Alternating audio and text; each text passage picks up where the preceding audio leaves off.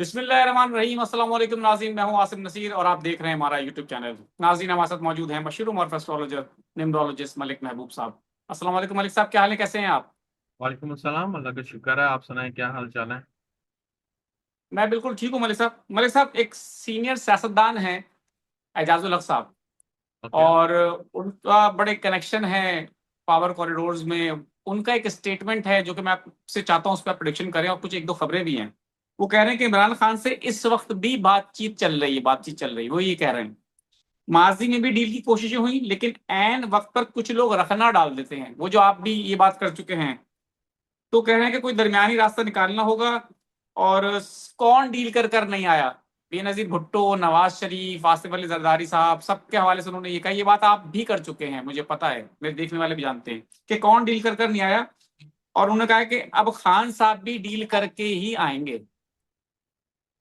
तो आपको क्या लगता है, इस स्टेटमेंट से आप कितना इत्तेफाक करते हैं? और दूसरा, जो तहरीक इंसाफ एक एहतजाजी तहरीक प्लान कर रही है, उसका अंजाम क्या देखते हैं आप? और उसके साथ साथ एक ट्विस्ट ये है कि वुकला तहरीक भी शुरू हो रही है। वुकला के हवाले से मेरे देखने वाले जानते हैं कि उनकी तहरीकें जो बड़ी एग्रेसिव होती हैं, बड़ी कामयाब भी रही हैं माजी में, और बहुत कुछ उसमें तब्दील भी हुआ है।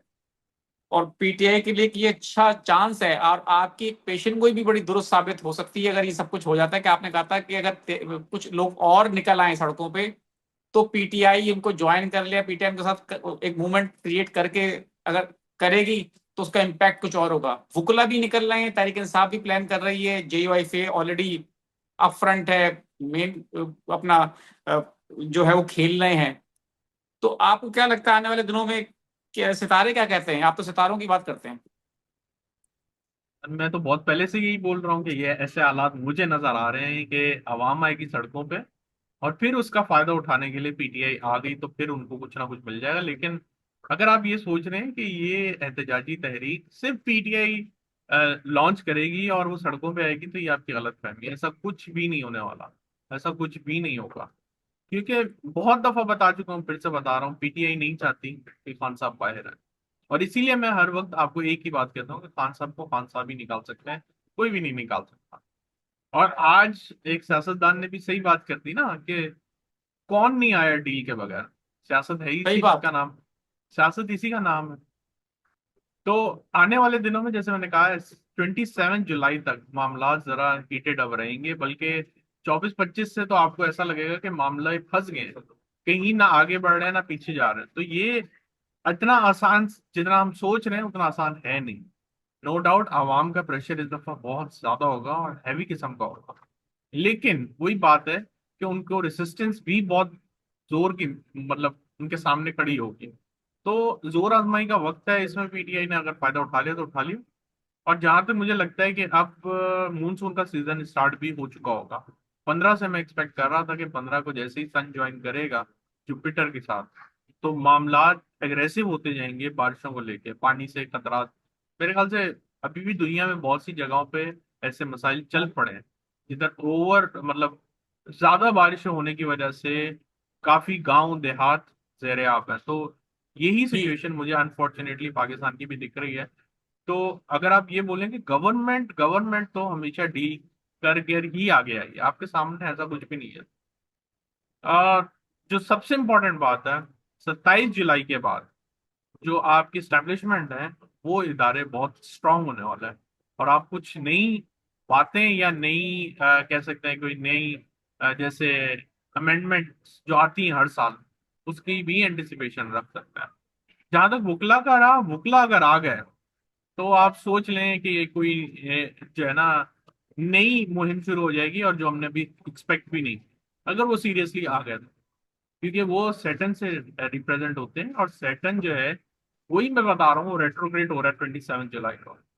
तो मुकला अगर इस लीड को आगे लेके चलें और पीछे बैक में पीटीआई हो, तो मामला कहीं बदल सकते हैं।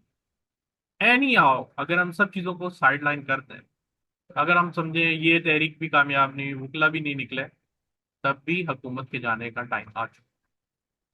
ये सिनेरियो कैसे बनेगा ये इतना मुझे नहीं पता, लेकिन हालात ऐसे जरूर दिख रहा है कि आने वाले दिनों में कोई बहुत बड़ा मेजर चेंज आप एंटिसिपेट कर सकते हैं। मलिक साहब, आप काफी दिनों से ये बात कह रहे हैं और बहुत इस बात पे बड़े श्योर हैं कि हुकूमत के जाने का टाइम आ चुका है। क्या वजह है आपको? कितने परसेंट, अगर मैं इसमें बात करूं परसेंटेज की, 100 में से कितने परसेंट समझते हैं कि हुकूमत जा सकती है? 67, 60-70%, 60-70% मैंने आपको बताया है कि एस्ट्रोलॉजी में इनफ होता है। 60-70% बहुत ज्यादा चांस है, लेकिन अगर आप ये सोच रहे हैं कि हुकूमत रह जाएगी, अगर ये रह जाएगी तो वैसे ही इनमें इतनी फूट पड़ जाएगी कि जो जो पीटीआई का हाल है वो इनका हाल होगा। आप समझ रहे हैं मेरी बात? तो उस चीज का फायदा ही नहीं जब हो भी सही और हम उसको इस्तेमाल ना कर सकें। जैसे अथॉरिटीज जो भी ये लोग लेते हैं, एक्शन लेते हैं, अपनी अथॉरिटी की वजह से लेते हैं, तो मुझे ऐसा लगता है कि अब अथॉरिटी इनके पास नहीं होने वाली। क्या होगा ये वक्त बताएगा, लेकिन जो मैं एंटिसिपेट कर रहा हूँ वो यही है कि लोग सड़कों में आएंगे, वकला आएंगे, पीटीआई आएगी, तो एक बहुत बड़ा जो है ना चैलेंज हुकूमत के लिए खड़ा हो जाएगा कि एट अ टाइम सबको हैंडल करना बहुत मुश्किल लगता है। इसीलिए हुकूमत मैंने बताया जी, इसीलिए मैं बता रहा हूँ कि तरमीम भी अगर ये ले आए तब भी मुझे बचने के चांसेस बहुत कम दिख रहे हैं।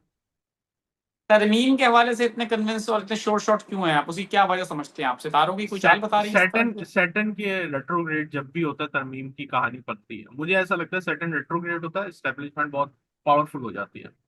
तो 27 जुलाई के बाद एस्टेब्लिशमेंट का बहुत ज्यादा कंट्रोल, या कोई एक ऐसी नई बात होगी जो हमने नहीं सोची या मैंने आपके साथ डिस्कस नहीं की।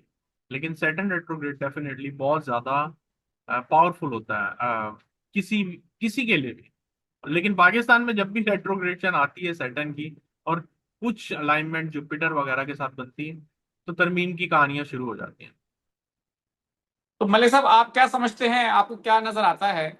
क्योंकि अभी पिछले दिनों ये बातें भी हुई कि हुकूमत के अंदर से ही कुछ तब्दीली कर दी जाए, कुछ कलमदान चेंज कर दिए जाए, कुछ नए लोगों को लाने की बातें हुई। डार साहब के ऊपर एक आपको पता है केस आया, उनके अली डार के बेटे का नाम सामने आया। तो कहा गया कि डार साहब से वो भी इस्तीफा दे दें, बड़ा प्रेशर था उनके ऊपर भी।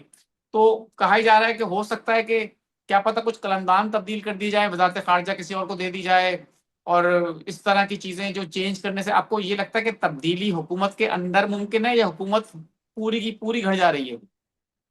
पूरी की पूरी तो नहीं जा रही, मुझे यही चीज लग रही है कि कुछ चेहरे वगैरह आगे पीछे होंगे। पूरी के लिए जो कॉम्बिनेशन होता है वो अभी आए नहीं है, लेकिन चेंजेस जरूर आएंगे। जितना ये चढ़े हुए हैं, ये एटलीस्ट यूं समझे कि अ, एक तरह से इनको ऐसा सेटबैक मिलेगा जो इन्होंने नहीं सोचा। पूरी हुकूमत तो नहीं बिल्कुल ठीक जाती। है। जी। भाई साहब, मैं कुछ लोगों के सवालात ले लेता हूँ। जी। 2 फरवरी 1982 इनकी डेट ऑफ बर्थ है, शामी नाम है। वो कह रहे हैं कि मैं फैमिली के साथ मलेशिया शिफ्ट होना चाहता हूँ, कब तक पॉसिबल है? साइकिल से पता चलेगा, ये नहीं पता चलेगा कि मलेशिया जा सकते हैं नहीं जा सकता। अच्छा।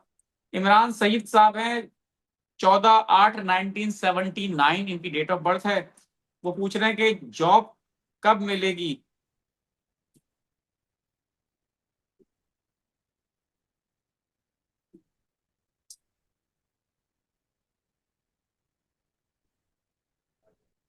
इस साल के आखिर में मुझे बहुत अच्छी तरह चांस लग रहा है कि इनका हो जाएगा। 7 फरवरी 1965। उनका सवाल ये है कि मलिक साहब, मुश्किलात बहुत हैं, खत्म कब होंगी? ये सवाल तो बड़ा मुश्किल है। मुश्किलात तो हैं, लेकिन मैं देखता हूँ थोड़ी आसानियां कब आएंगी। अभी डिस्टरबेंस है सर आपकी, ये बेहतरी आएगी आपकी 2027 में। 6 मार्च 1989। सवाल इनका ये कि सर बहुत परेशान हूँ, घर भी नहीं है और ना ही कोई अच्छा सोर्स ऑफ इनकम है, हालात अच्छे नहीं हैं इनके।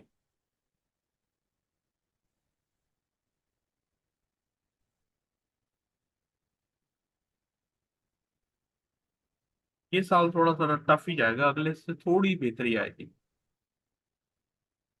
डेट ऑफ बर्थ है 23 अगस्त 1996।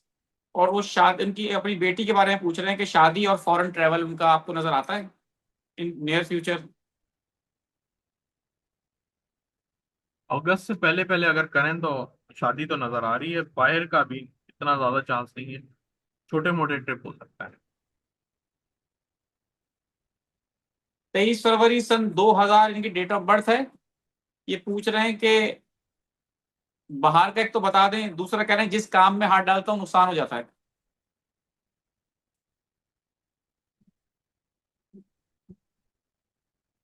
पिछला साल तो बेहतर गया था। इनके ये अपने खुद मिस्टेक करते हैं, मेहनत कम करता है, मेहनत ज्यादा करें। बिल, बिल्कुल ठीक है मलिक साहब, बहुत बहुत शुक्रिया हमें वक्त देने के लिए। नाज़रीन, यहाँ हमारे वीलॉग का वक्त खत्म हुआ। मुझे और मलिक महबूब साहब को दें इजाजत। आखिर में हमारा वही पैगाम है, मुस्कुराएं, प्यार बांटें और अपने आसपास के लोगों का ख्याल रखें। अल्लाह हाफिज।